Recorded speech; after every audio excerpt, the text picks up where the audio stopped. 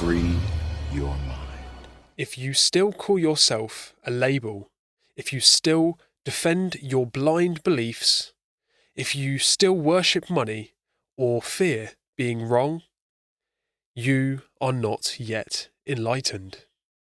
But you can become enlightened. You can begin or continue the process of awakening. And this episode is going to be the pinnacle, the crux that will allow you to understand clearer in a simple and non-wishy-washy way of how it really means to become someone who is enlightened and someone who is walking the path of an awakened one. This isn't some idealistic, abstract concept. It's actually very simple.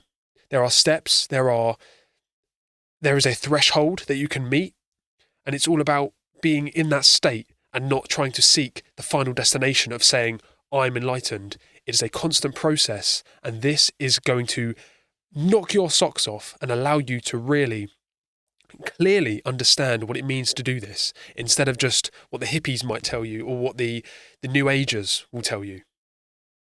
Of course, there is so much information, as always, that could be put into it. Multiple hours could actually be put into this information, but I'll do my very best to summarize it for you so that you can understand the simple steps and prerequisites of starting to be able to call yourself an enlightened person. This is Morality Matters, and today's episode, of course, how you can become enlightened. So today, I'm going to give you the real formula for enlightenment. This is grounded in truth, not fantasy, not new age, wishy-washy, lovey-dovey, hippie stuff. We will strip away the illusions, the false identities, the addictions, the fake light, and you will walk away with a clear path to activating your inner light. Your divine mind, in other words. And I do not claim to be some ascended master, some prophet or some Christ figure, or even a guru, but I do claim to be someone that has at least the basic, fundamental understanding of what it means to be, in realistic terms and realistic standards, someone who understands and is walking the path of enlightenment. Like I say, it's not a complete state, it is a constant evolution, and anyone that's telling you that it is just a final be-all and end-all state to be in, they are lying to you. It is a constant awakening process, but of course there is a threshold of which you wake, you get up from the asleep state and you get into the awakened, enlightened, awake state. This continues, it does not have an end, it is constant, but of course there is a point of which you can break through. So first of all, my friends, you have got to get over your ego. This is probably the hardest thing you will ever come across trying to do. And we're not robots, so realistically, you shouldn't expect to be able to completely eradicate the ego from yourself. It's about being able to control the ego, about becoming conscious of it and working to become the master of the ego and not letting the ego become the master of you.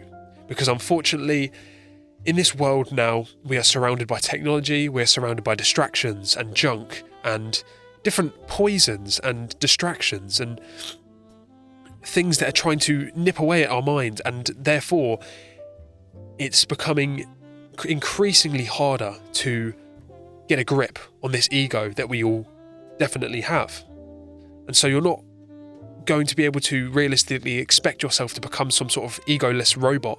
There is an ego within all of us for a reason, but it is a matter of having our conscious mind being able to control and use this ego for good and for the right purposes, and for allowing us to actually orienteer our lives in a enlightened way. So enlightenment begins with ego death. People like to throw this term around sometimes, that talking about they had an acid trip and I had the ego death, man. It is not a momentary experience. It is a constant process. It is a breakthrough. It is a aha moment of, wait a minute, the ego is, in some terms, in some ways, the enemy. The ego is something that we must control and use for our own benefit, or at least to do something productive and good on this place, instead of just being in the ego of, what do I want? What do my base desires want? What do my maybe immediate friends and family want? The ego keeps people in fear, especially of being wrong, of being in uncertainty. The ego certainly hates absolutes. It keeps us in fear of changing, of doing anything right or anything productive. And especially it keeps us in fear of the unknown. This is what is holding us back from correctly acting and really being productive in our lives. We've got to get over the ego.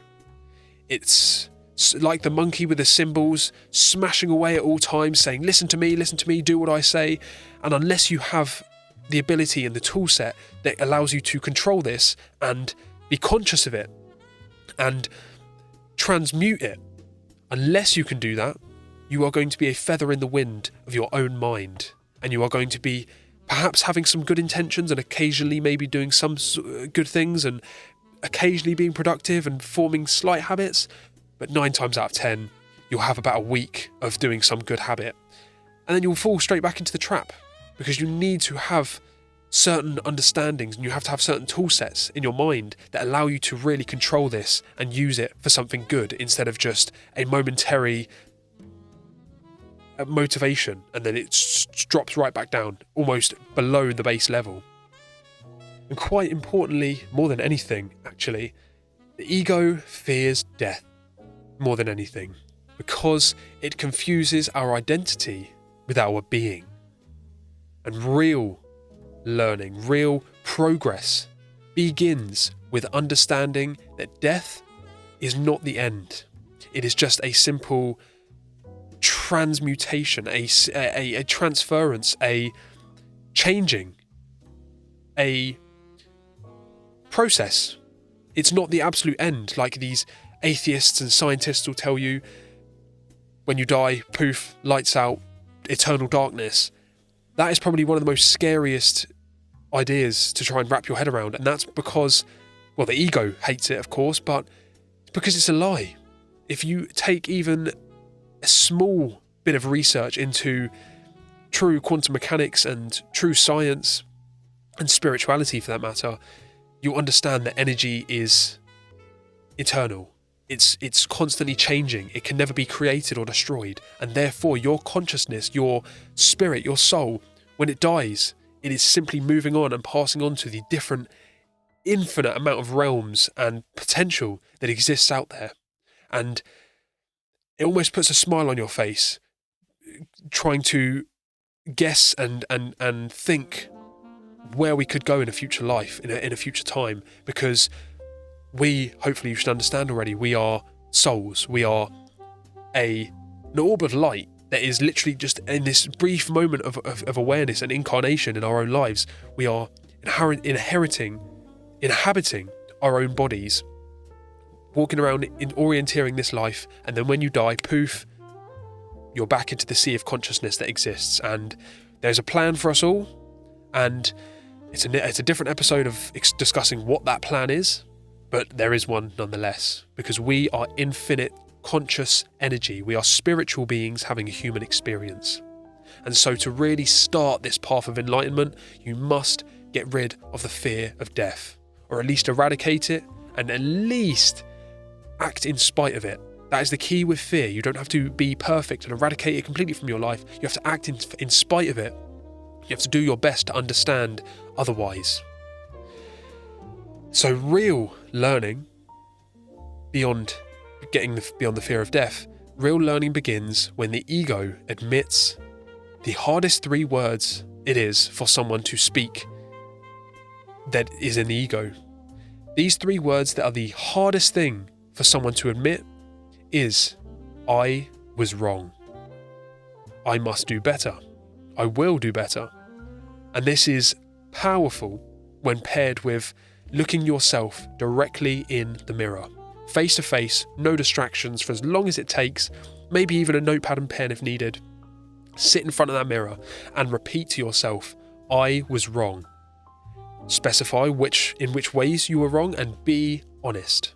As you'll see in the future, one of these steps of initiation into the occult schools of philosophy is be honest. Stop lying. Firstly, of course, to others, but most importantly, stop lying to yourself. Be honest. And this comes about by saying, I was wrong. And so, like I say, the ego hates absolutes. We all have some kind of trauma or complex going on, some inferiority or narcissism perhaps, or deep-rooted psychological childhood troubles. We all have our fair share of things, and no one's life is perfect. We've all had family issues and friends and lovers that have come and gone in the past. That's completely understandable, and you are not responsible for the trauma that happened. You are responsible for changing and recognizing and transmuting that trauma. That is your job, and that is your role, and that is the key to getting out of the mind cage that prevents you from being awake. So first, before all of this, of course, we need to understand the fear of death. We must face our subconscious. This will be a whole entire episode in of itself, because there's so many methods and there's so many complex little complexities to it. But we must, at the very least, become aware of and replay in our mind and come to bear witness the trauma that we may have had in the past, our past in general, of our past experiences, the things we may have done wrong that we might not even know, things that we might not even be able to remember. They in some way have an effect on your mind. And so you want to face these things, and it's not easy. Nobody said it's going to be easy, and it's not quick either, but it's a matter of taking the path and not being stagnant, at least being consistent, and gradually getting more and more to the top. And beyond all of this, what builds the ego even more? The thing that is most common in this whole world, the lies we tell ourselves about who we are and what we are.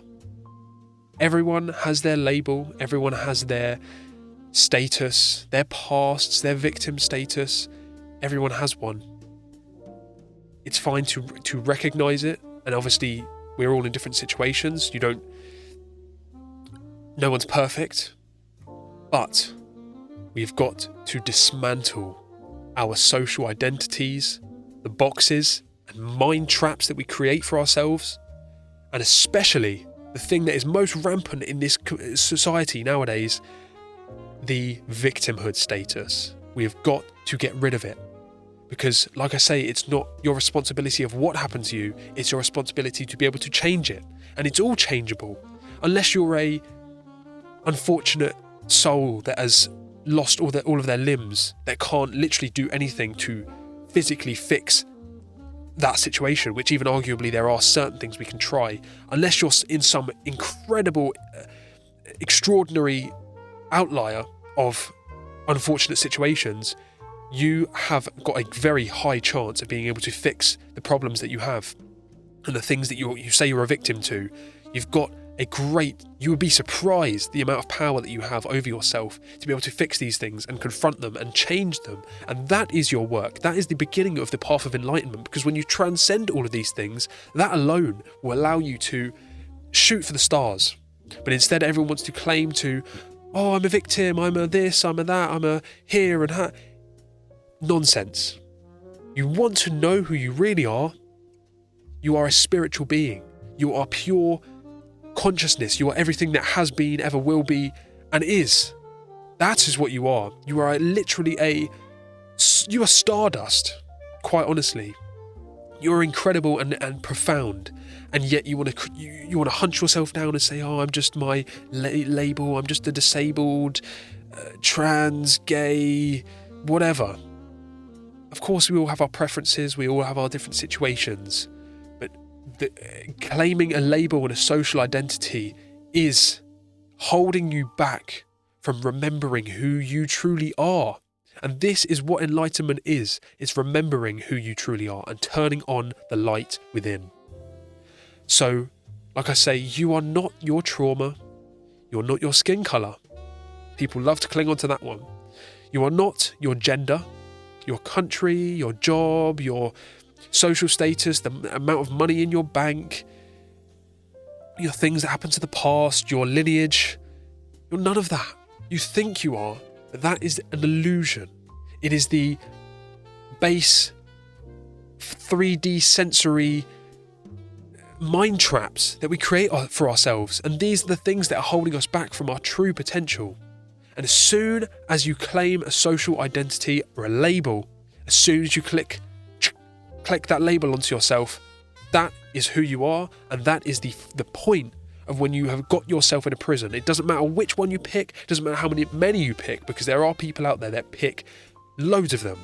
You'll see it in their bio, I'm this and this and this and this and this and this, and they cling on to it, and it is the root of their troubles, and it is holding them back, just like religion, but that's a whole different other story. There are things, and it doesn't matter which one you pick, as long as you've picked one, you are in that cage, you're in that trap, and there is only one way to get out. Unlock the lock, remove the labels, and remember who you are. It's a prison for your mind. Doesn't matter which one, you have got to get out of the prison, and only then can you be enlightened. You have to remember and realise who you truly are.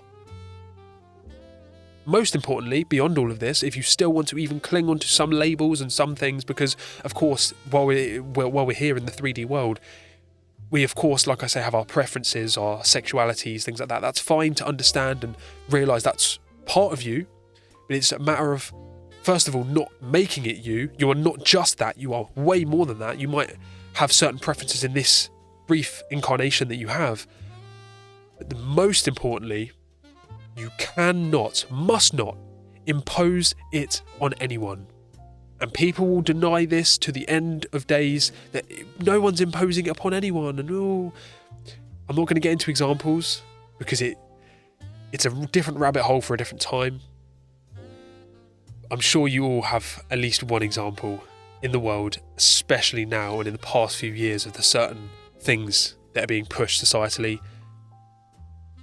It goes without saying, there are certain agendas that are being pushed on people, and that is when it becomes a problem. As soon as you impose it upon someone else, that is when we have a problem. You can believe whoever you are and what you are, I couldn't care less. You could think that you're a blue alien, chipmunk, cat, for all you can think you are anything or anyone. I couldn't care less, and that's the beauty of it. Express who you really are. I shall have no problem with that. The problem comes when you cling on to it as that's all you are, and that's all you ever will be. That's holding you back, like I say. But most importantly, as soon as you impose it upon other people, you are getting into the territory of harm. When there's a point of when someone says, no, I don't want to hear it, it's not for me, you do your thing, I'll do mine. As soon as someone else goes, no, you're going to adhere to what I think and what I say reality is, when actually, like I say, there's certain situations where that does happen, certain book readings and certain laws being put into place that favour a certain type of people. When you get into that realm where it's subjective and you start imposing it upon other people, that is when wrongdoing begins. That is when we have a problem, and that's when suffering starts. That's when slavery, in all honesty, begins. And so, once we strip away the false self, all of these momentary labels that we create, we are simply left with what is. What is? Spirit. That is it.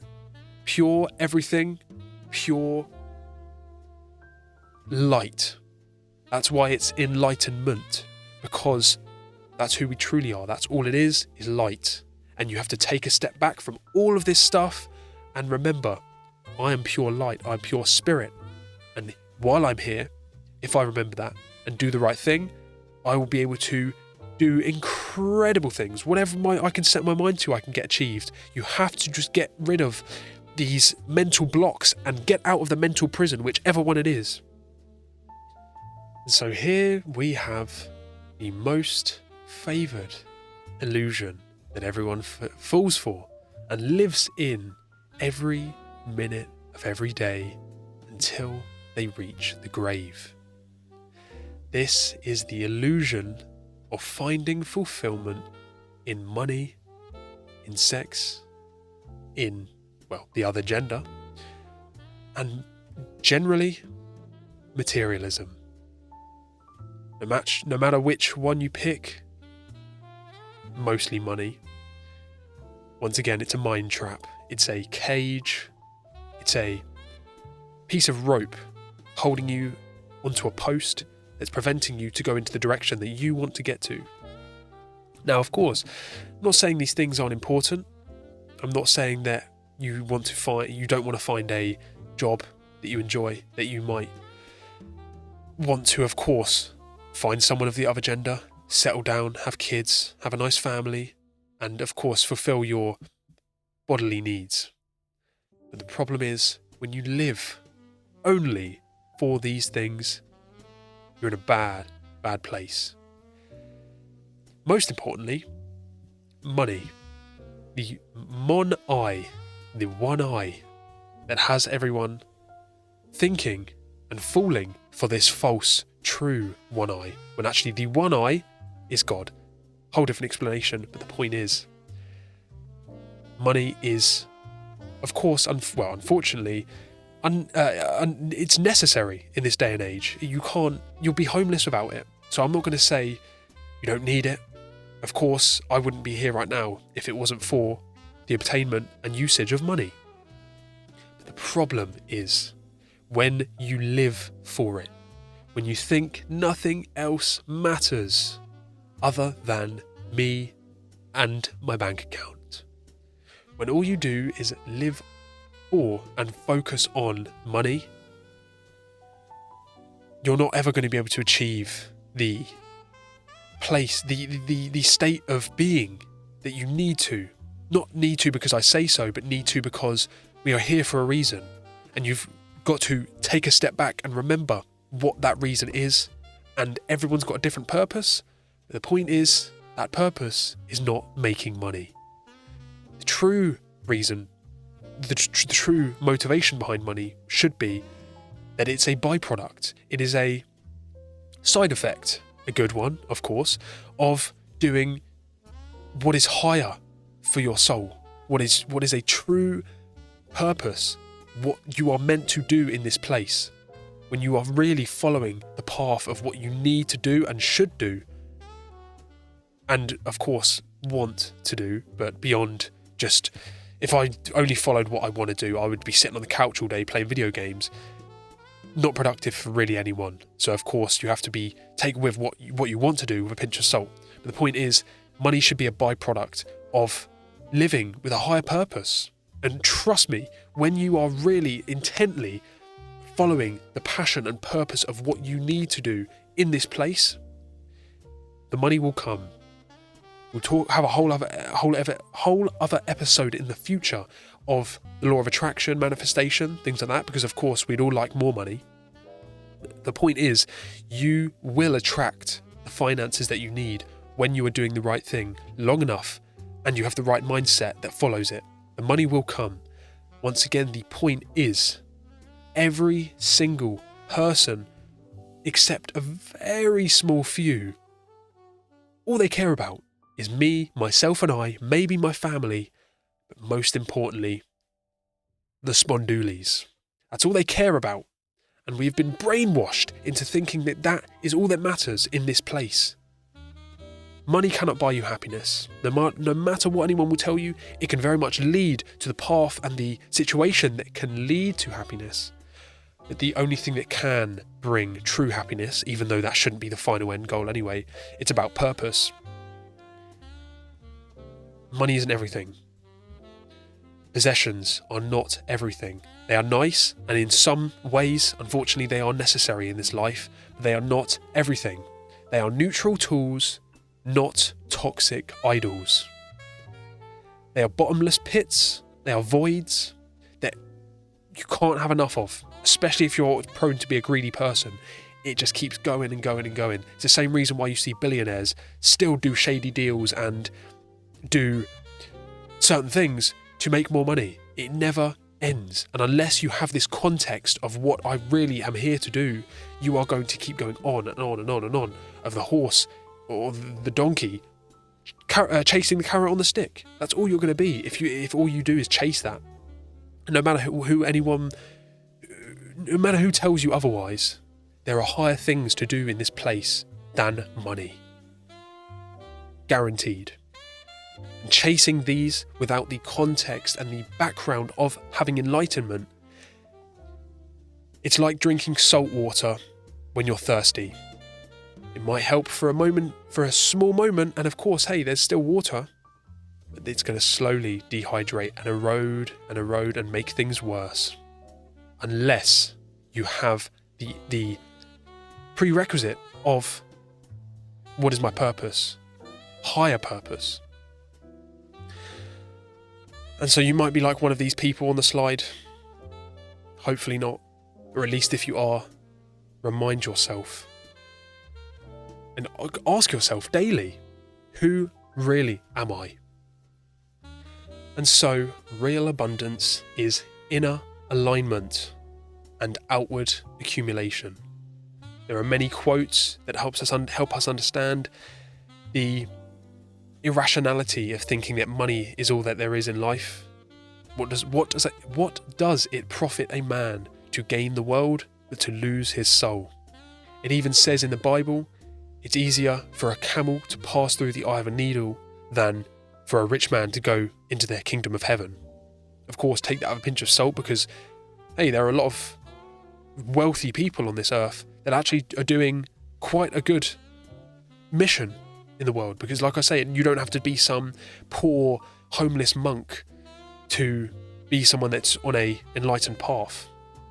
Once again, no matter who tells you otherwise, you can have the finances that allow you to do that, but it's a side effect. It is a result, a benefit of doing what you are here to do.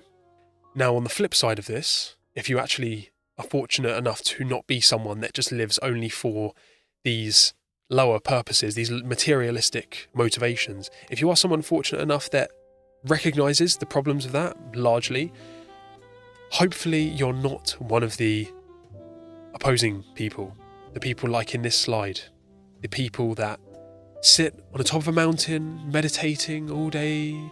Oh, it's all good. Everything's all good, man. Peace, love. All I have to do is meditate all day and see the good in everyone, and all it is just love and light, man.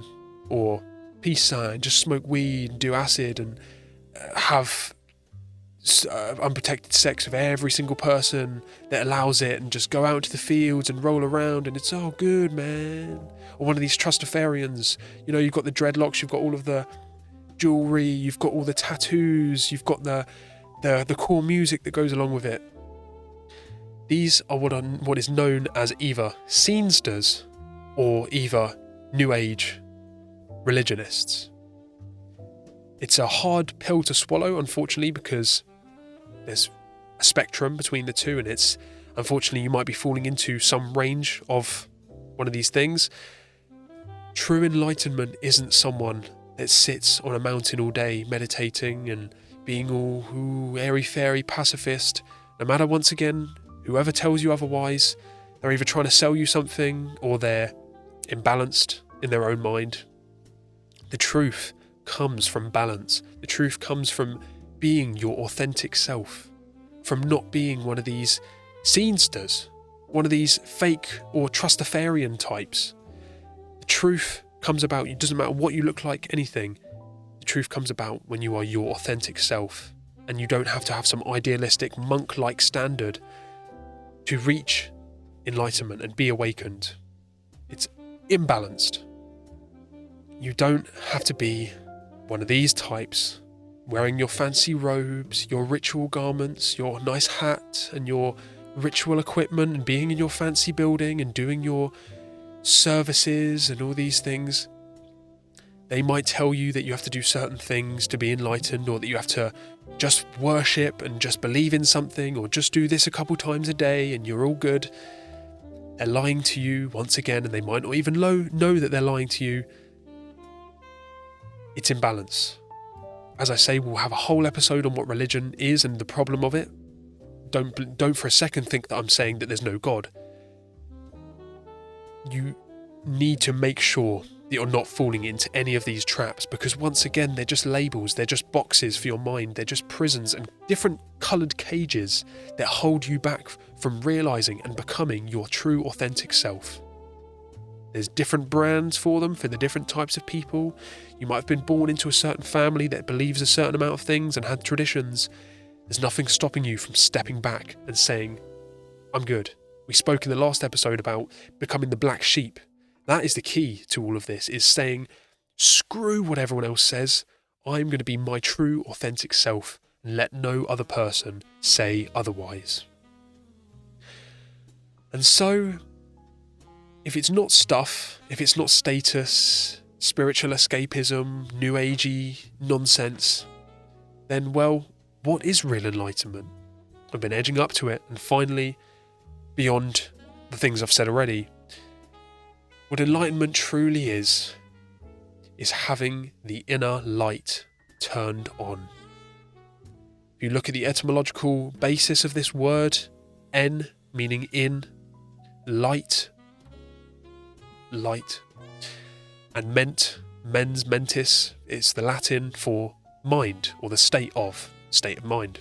And so simply enlightenment is the state of mind within, having the light within, the light shining out. And that's why you'll see all these holy images in the past of Jesus and saints having the halo or the shining light coming out of them. You know, the monks sitting like this with the light flying out of them. That's what it means. That's what it's representing, is enlightenment.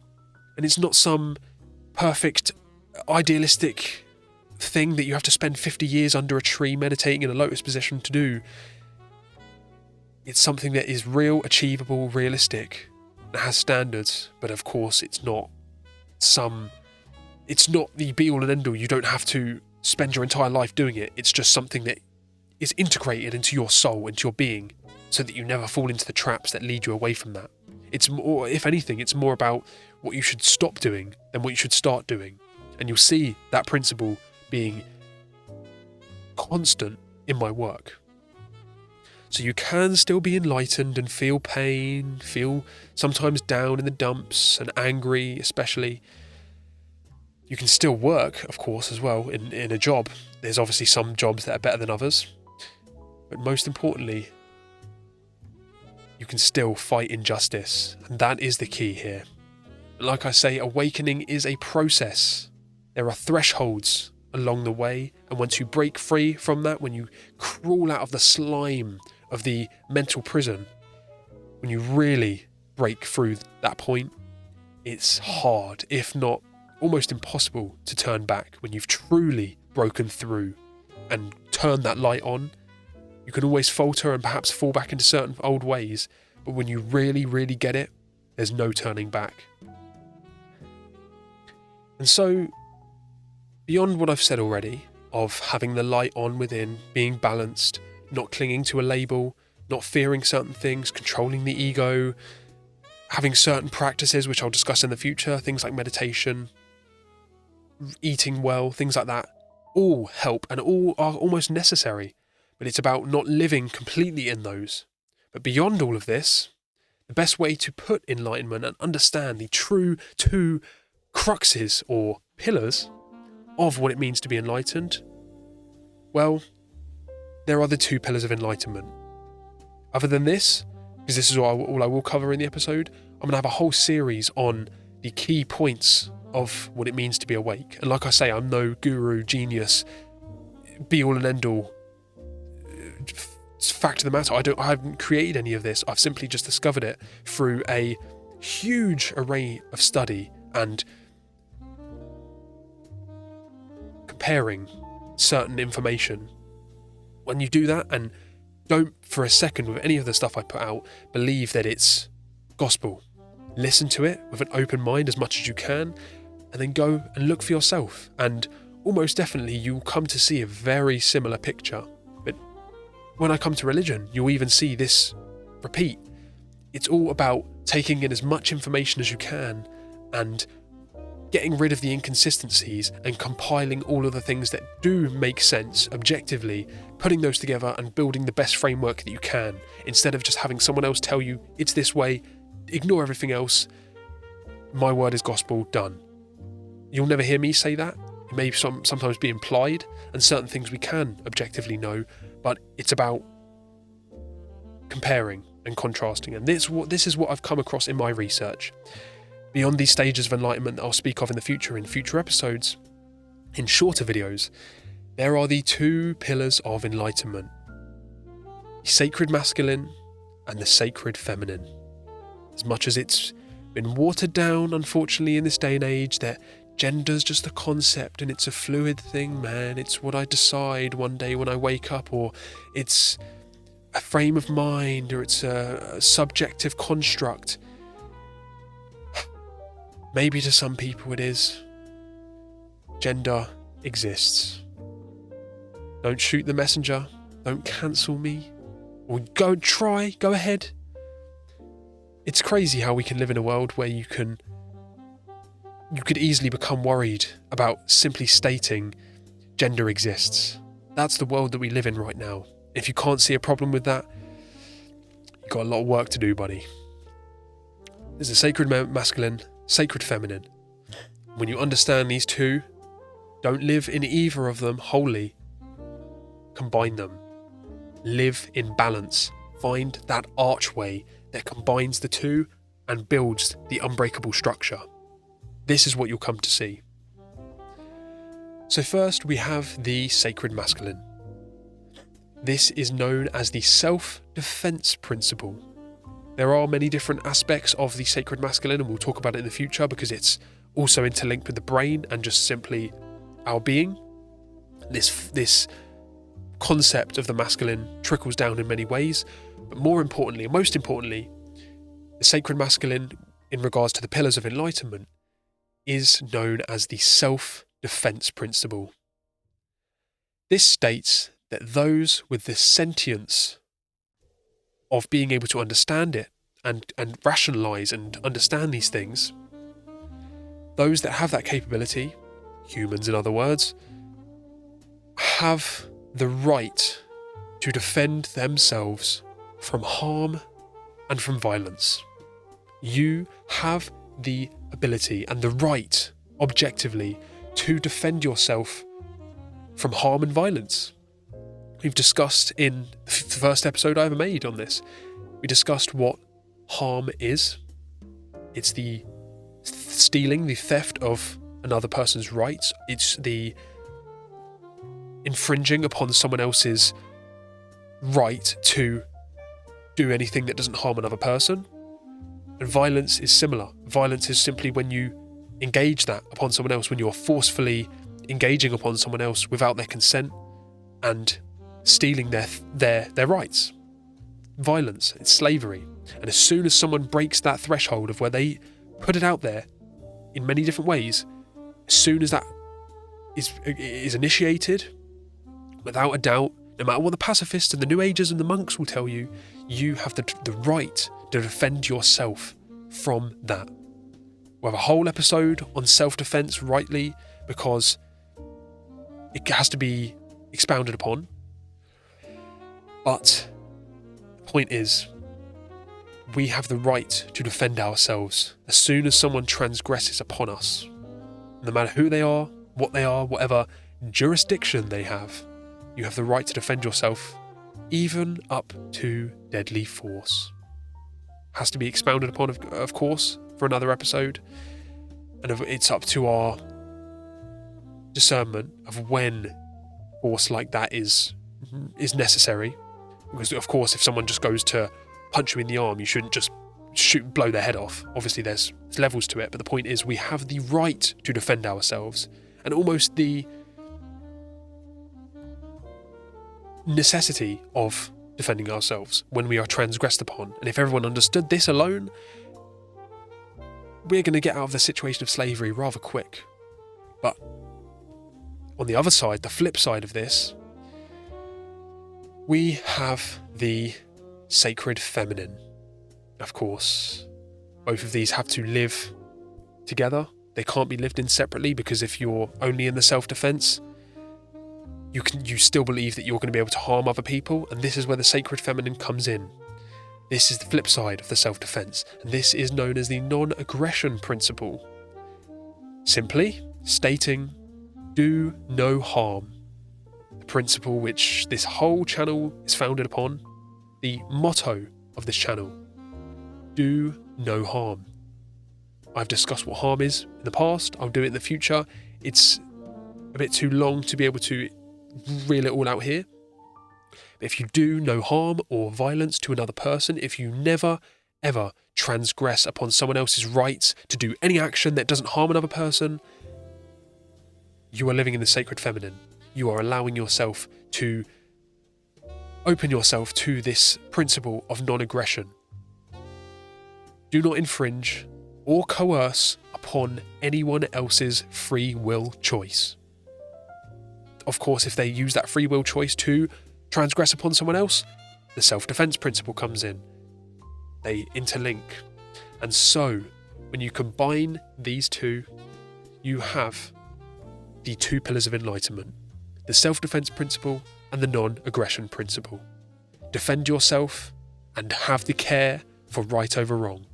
Do not initiate harm and defend yourself from harm.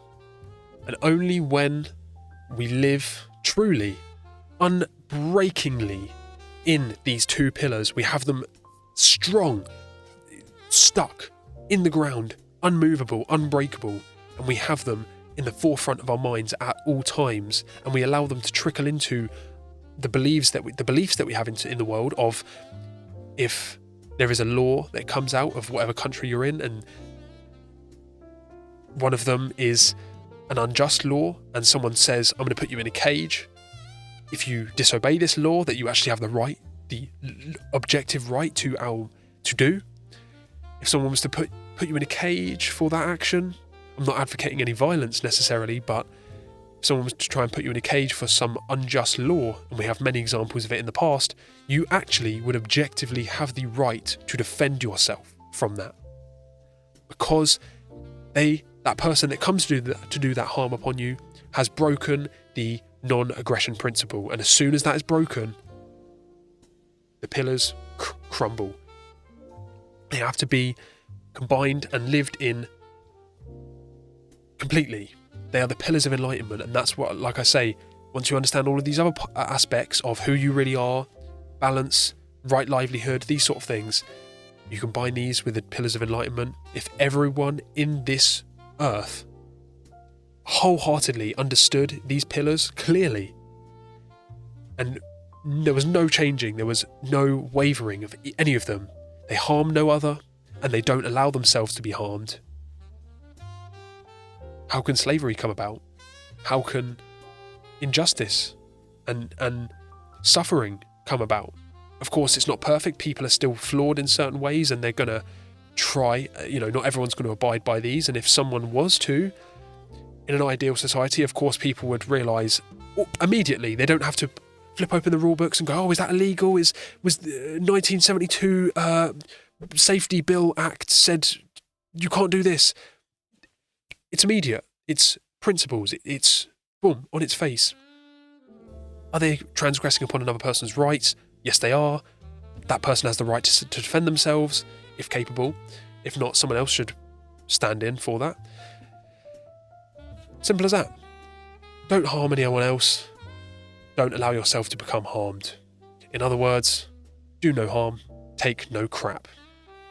It's as simple as that. If everyone lived in that mindset, those principles, they had those two pillars, not only would they be enlightened, but we would allow ourselves to be free. It's as simple as that. The pillars of enlightenment. And so in a future episode, I'll get into the importance of these two dynamics of masculine and feminine, and combining them to create the triangle of the upwards position and the downwards position, forming the blazing star, forming the seal of Solomon of true perfection, enlightenment.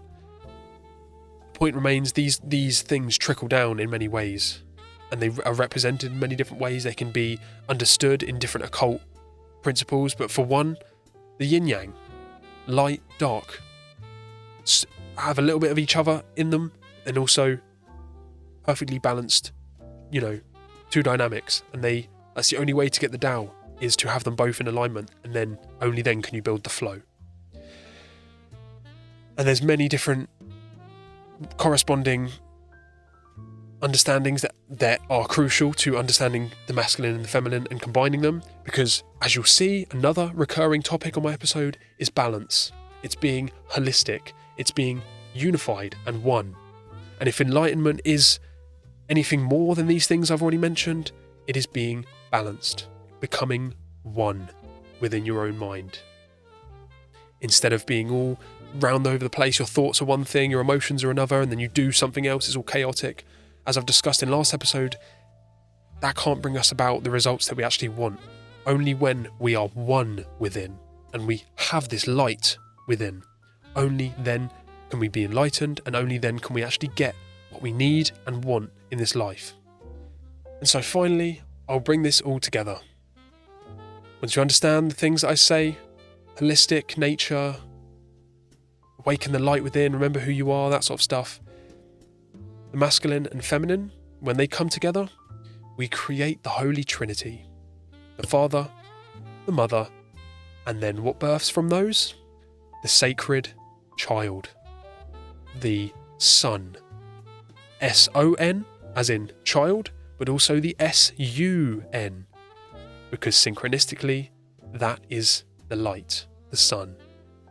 And you create this light within. The perfect representation of this is Jesus Christ. I'm not some wacko dogmatic religionist that says faith on Christ and that's all that matters and ye shall be saved. We must understand that the Christ consciousness symbol, the archetype of Jesus, is powerful, and it's one of the things that you should ideally take out of the Bible and say, this makes a lot of sense. There are some pretty damn good quotes and ways of life that this guy, real or not, represented and did. And so you've got to understand this. He is the embodiment of an enlightened one. He represents right action, the child of the unification of the two hemispheres and the two pillars of enlightenment. The alchemical wedding, it is known as, when you have the two, the mother and father, the God, the Holy Spirit, and the Son. They come together, and that is the perfect triangle. That is the unified point of enlightenment. That is the tip of the spear of what it means to be someone who is awake. And all you have to do is look at the imagery in the past that they would show of Jesus, of the light beaming out of his head, of the dove, the Father and the Son all coming together. You'll never notice that there is one absent, because as soon as there is, you're fractured within, you're screwed. You can only do trivial things at best. Only when you become unified, then you can stand in this truth of principles and the right action. And right action is the spark of the flame of progress and creation. And so, without taking this any longer, I'm sure you somewhat get the point by now, hopefully. To tie this all together, I want to just paint a realistic picture to you of what it actually means to just be enlightened in this world. You'll see more so this picture evolve over time as you gather more and more information of what I talk about. You'll piece the puzzle together, but as long as you're taking those steps and that process, as long as you're actually walking the path instead of just standing around, or especially turning around and walking the other direction, as long as you're not doing those, you're fine. You're in a good position. You can start moving on, no matter how, ideally obviously faster than just a walking pace. You want to start, maybe jogging a little bit, and then you can eventually run. I want to paint a realistic picture of what it actually means to be enlightened in this day and age. Because like I say, it's not some, meditating all day and doing all these weird, fancy, hippie rituals with the crystals. I'm not knocking any of these things, by the way. There's truth in all of them. Crystals can be powerful, but it's making it your identity once again. So the point is, the ideal, realistic representation of an enlightened person in this day and age, if anything, it's this image. And best put, it's becoming an eternal student. It's one who realises wisdom is knowing how little you know. Realising there's always more to learn, that I'm here to learn and grow in consciousness. But as I say, it's about remembering and realising what this place really is. The importance of spirit, of consciousness, of energy, of goodness. The importance of opening, freeing, and expanding your mind. You can read, you can listen to audiobooks, you can do certain spiritual practices. They are all powerful, but it is our job to combine them and to live as holistic and as good of a life as we can in this regard. This is somewhat known as the stellar man in the occult traditions. The occult, of course, we'll get into in the future. It's not evil, it's simply hidden knowledge. This stellar man concept is one who has his feet firmly on the ground, but his head in the stars, realising who you are and where you are and what you are, but at the same time being here now and realising what needs to be done, what should be done, what can be done. It's the combination of the two. It is the balance, the unification, the whole oneness. There are many different ways you can practice this. Like I say, learning, meditation in moderation, perhaps even psychedelics, if you were to take that path. It's not necessary, of course. Yoga, if done properly, astral projections, those sorts of things. If, you dip your toes in some of them and look into them, you can gain great benefits from them. But most importantly, just shadow work. As I just said at the very start of this, take a look in the mirror for as long as you can, no distractions, and really look at yourself and think, who am I? What have I done? And admitting where you were wrong and where you can do better and where you will do better, because your word is bond.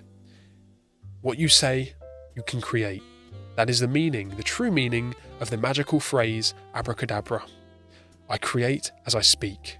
If you start speaking what you want into existence and start becoming who you want to become and working towards a higher purpose and unifying yourself and becoming one within, only then can you consider yourself enlightened, or at least on the path to enlightenment, and you will eventually break through that threshold where there's no turning back and you understand what you're truly here for, and without question, without doubt, you walk that path, you don't look back, and you don't let anyone else tell you otherwise. Finally, this meme says it all. Get you a Messiah who can do both. One moment you can be peaceful, loving, caring, looking after the family, the friends, helping others, teaching others. But if something goes wrong, if the transgressions come out, if the violence begins, if the slavery continues and worsens, which it is, trust me, then don't be afraid to take out that whip, start whipping the temple money changers like Jesus did. You have that in your right. I'm not advocating violence once again, but the point is you have to have these dynamics within you, have the tool set, the complete tool belt of your real powers. Don't live for illusion. Don't live in the mind trap. Don't live in ignorance and cowardice and fear. Live for what is right, what is good. And finally, the best way to put this, just like Carl Jung said, one of the best psychologists of all time, one does not become enlightened by imagining figures of light, by making the darkness conscious. Turn on that light switch, flip on the switch in your mind, unlock that padlock that is holding your head in a cage, gradually, of course. Do that, and then you will be able to say and understand that you are enlightened. This is the key to this life. My friends, you can all achieve it. I hope you've appreciated this information. If you have, it would be a great help to share it to others and help your friends understand this powerful information. Drop a comment of how far you are on your progress and leave a like, all that sort of stuff. It really helps us out here because this information is necessary if we want to actually change society and help people realise there's a higher purpose to this instead of just living for our nonsensical carrot on a stick lifestyle. Do everything you can to spread this information. I hope you've enjoyed, and if you've listened this far, then oh boy, you are definitely a chosen one. I'll say that much. So I hope you've enjoyed. Until next time, this has been Morality Matters. Remember, there is only one rule. Do no harm. Become enlightened. No masters. No slaves. See you next time. Goodbye.